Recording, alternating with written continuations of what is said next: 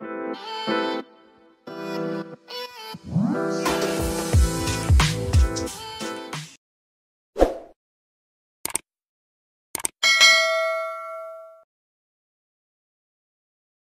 back to the recruitment process and overlaying our deep and narrow team structure to make sure that we're getting that resource mix right. Because one of the things we want to talk about today is coming back to whether we've hired a finder, miner, or a grinder. I think each of those different layers, guys, will require different tasks and different training when we bring new staff on board. So want to come back to just recap on getting the resource mix right.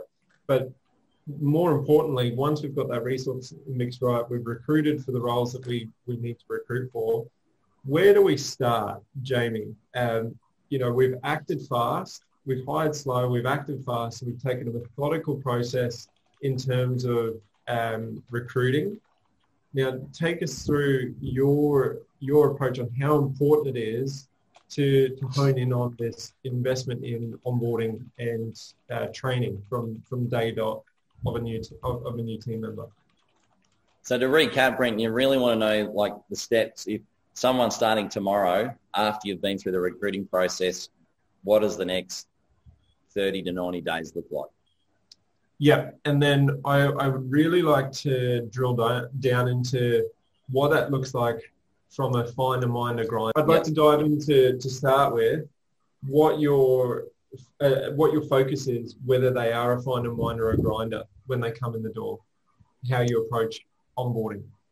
Yeah, so look, there's different idiosyncrasies there, whether they're obviously offshore or onshore, but then there's also common traits that you'll have between both. So yeah, look, to start off, really the first thing you want to do is, as part of the recruitment process, so if I step back a little bit, is essentially who are they going to report to? So who is the senior client manager on their team, and who is the senior production manager, and you would introduce them to both those people. So one of the first things you'd want to do from day one, so if they're in the Philippines, is get on a call and welcome them to the firm, introduce who they'll be going to work with. The key people there is the senior client manager. Ed often calls them the 3 stable terminals, and it might be the assistant client manager and the senior production manager. And so, introduce them to those main people. And then obviously introduce them to the rest of the team, because while we do tax and bookkeeping and all that, like we're just a people business. It's all about the people. So introduce them to the team.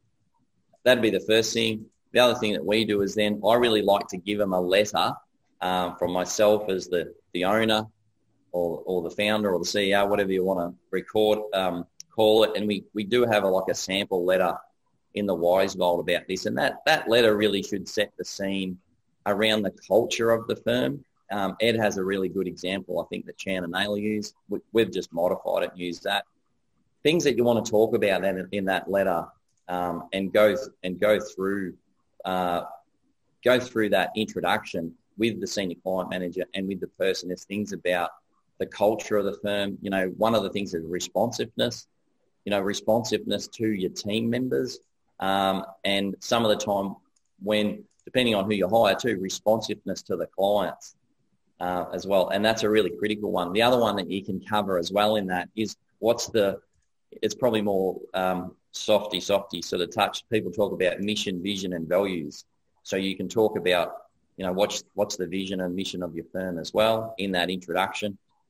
One that I really like to do, and I've often shared with this, is the firm, what I call the firm's guarantee. So what's your firm's guarantee? Another way to word it is, what's your firm's unique selling proposition? What is it about your firm that is different to every other firm in your mind? So I call that the firm's guarantee. And I really love, whether it's a finder, a minder, or a grinder, I love everyone to know what that is. I don't expect them to know off by heart. The finders need to know that off by heart, because one of the first questions a new client will have as well, why should we come to Sky Accountants. And so they need to know that off by heart. The other thing I'd like to give them, Brent, is an employee handbook. I think there's a sample again in the vault. The employee handbook can cover any myriad of things in there, how to apply for annual leave. And then backed onto that employee handbook is a list of videos that you want that person to watch as well.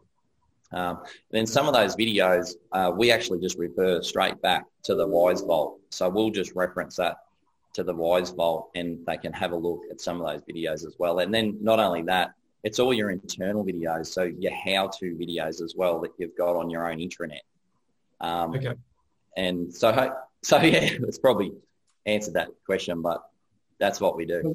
That's good, and I want to drill down into some of the finer points on that in a second. We're getting some really good questions coming through relating to a lot of those points that you've just touched on, so we'll see if we can answer those in a little bit more depth. Before we do, Ed, a bit more context from your angle, the importance and the difference in training and how we onboard based on whether we're onboarding a finder, a minder, or a grinder. Any suggestions or contributions there? Yeah, sure. I just wanted to echo what Jamie was saying to begin with. Every staff member that comes on board, I give them a what's called a chairman's welcome, and in there it itemises what we expect of them, and right up on the top is they need to return their emails and phone calls on the same day they receive the email, and at the very latest the next morning, because often you might be in a meeting and you can't do that day, but it's the first thing you do the next morning. And if you can't get back to the client the next morning, you've got to get somebody else to call the client to let the client know that you'll get back to them, later in the day.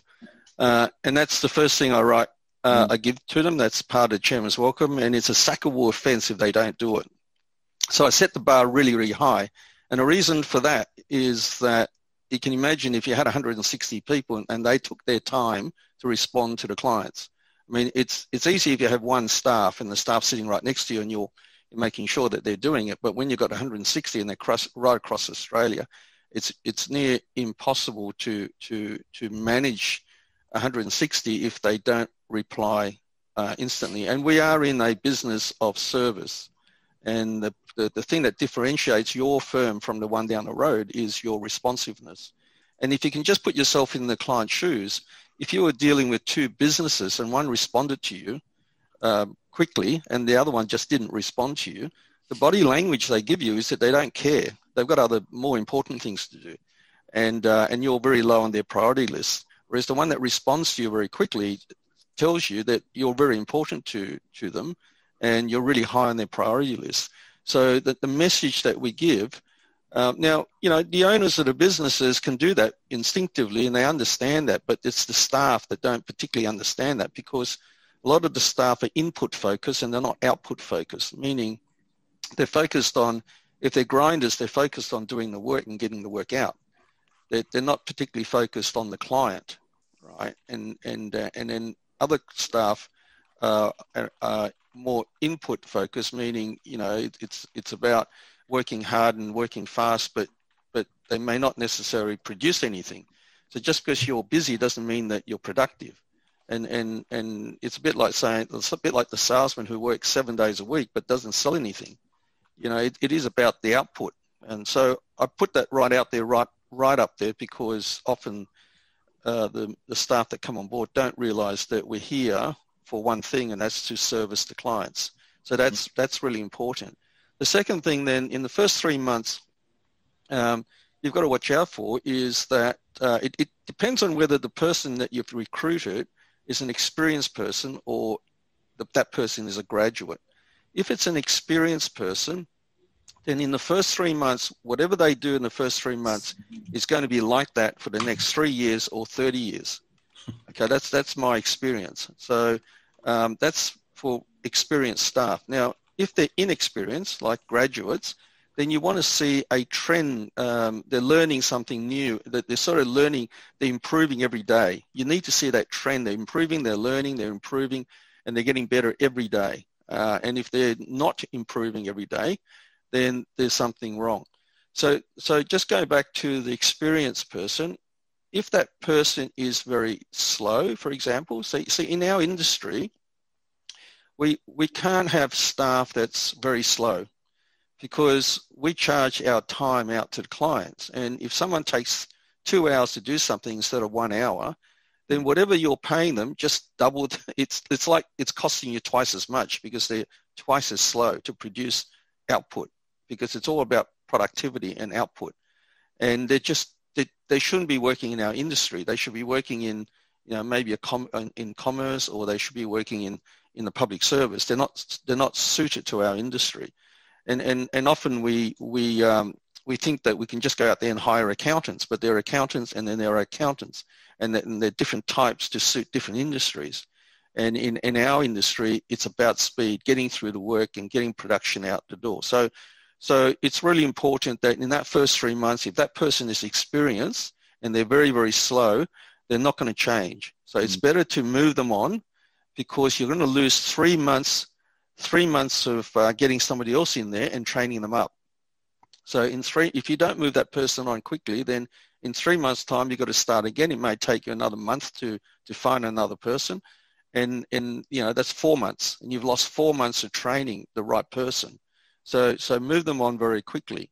And that's extremely important. Now, just to break it up between finders, minders, and grinders, now, in what you should do in that first 3 months, depending on obviously how big you are, because it changes if you're a large firm compared to a small firm. And I always say that you've got to micro-train so that you don't have to micromanage them later on. If you put the time and effort into training them, and often some accountants see that as a waste of time. They see it as I'm spending time with them, I've got to write the time off, it's just a waste of time. Whereas I see it as a balance sheet investment. If you invest a balance sheet investment with these people, but I'm saying this on the presumption that these are competent people, not you found the right competent person, not an incompetent person, which you've got to let go. Then you've got to micro train up front so that you don't have to micromanage them later on, because really good output people don't like to be micromanaged. They know how to they do the work. They're very productive and they want to get on with it. They need some direction as to what they should do, and they just want you to let them get on with the job, and you measure them by their productivity. Micro train them up front so you don't have to micromanage them later on. Now, breaking them up into grinders, minders, and finders. So obviously, if you're a small firm and you're training a grinder, then you've got to get in there and teach them the technique, because it's about technique. Someone could take an extra 30%, 40%, 50% longer to do something based on their technique. So as an experienced accountant, you can go the long way to get a result, or you can take 2 or 3 steps and get there very quickly. And it's just the experience that you have in getting to the point very quickly, and you need to pass that on to them. They don't know that. They just bring their baggage with them from the previous firm that they've worked with, and often you've got to get that out of them. Get that out of them. And if they're a minder and finder, then it's a different technique to train them, because it's more about their interpersonal skills. So you have to work with the senior client managers on how to communicate with the clients. And I'm not talking about speaking English.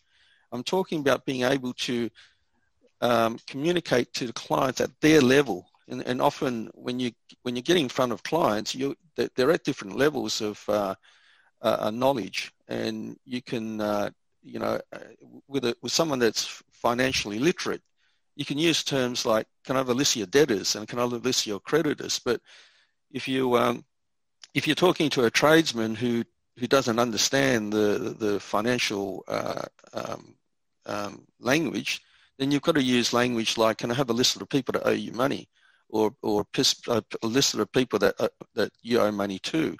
And if you can communicate and connect with them at their level, you're at a heightened level of connection with your clients. And as I said, our business is about people and connecting, communicating with people. And if you can't communicate, then you're not going to be suited for a senior client manager. So the training for a senior client manager is different to a senior production manager.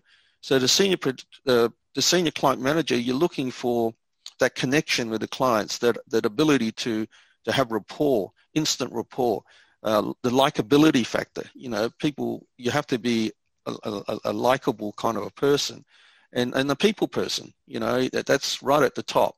And the things you look for are different for the different roles in this deep and narrow team that we recommend, and how you approach it depends on that, and also it depends on how large your business is. Now, if you're small, you've got to do that. It's hands-on training from yourself.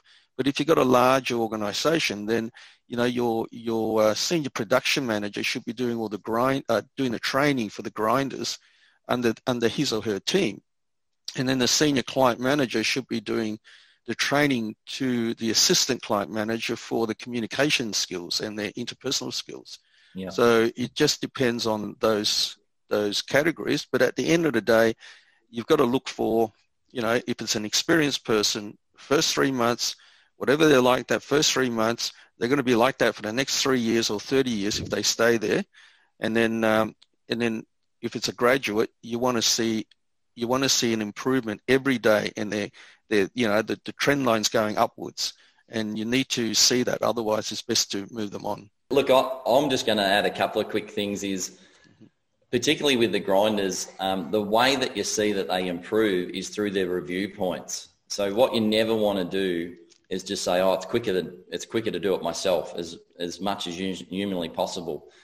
And I often get this question, well, how do I know they're improving? Well, you'll only know if they're improving if you do review points, and then over time their review points become less and less and less. And you know, I remember my experience when I started as an accountant. You know, and there was a couple of really good firms that I worked for, and I knew that I was progressing because the review points got less. But you're not going to know that. You're not going to know that review points will be less if you continually, you know, oh, it's quicker if I just do it myself. I'll fix their mistake. Don't fix their mistakes. Let them fix their own mistakes. So I'd only add that. And then what Ed said about the finders is I've trained senior client managers and trained assistant client managers, and I'll always double back the meetings with the clients so that they can see my interpersonal skills. They can see how I handle a particular client, whether it's a doctor or whether it's a tradie, and even phone calls. A lot of the times when I'm training a client manager, I will chime them in to the phone calls, and they'll mimic you and they'll watch you, but you've already hired them for that likability factor and the people skills that Ed said. Then you just need to fine tune and tweak their skills so that they can do their roles. So yeah, just to add a little bit there.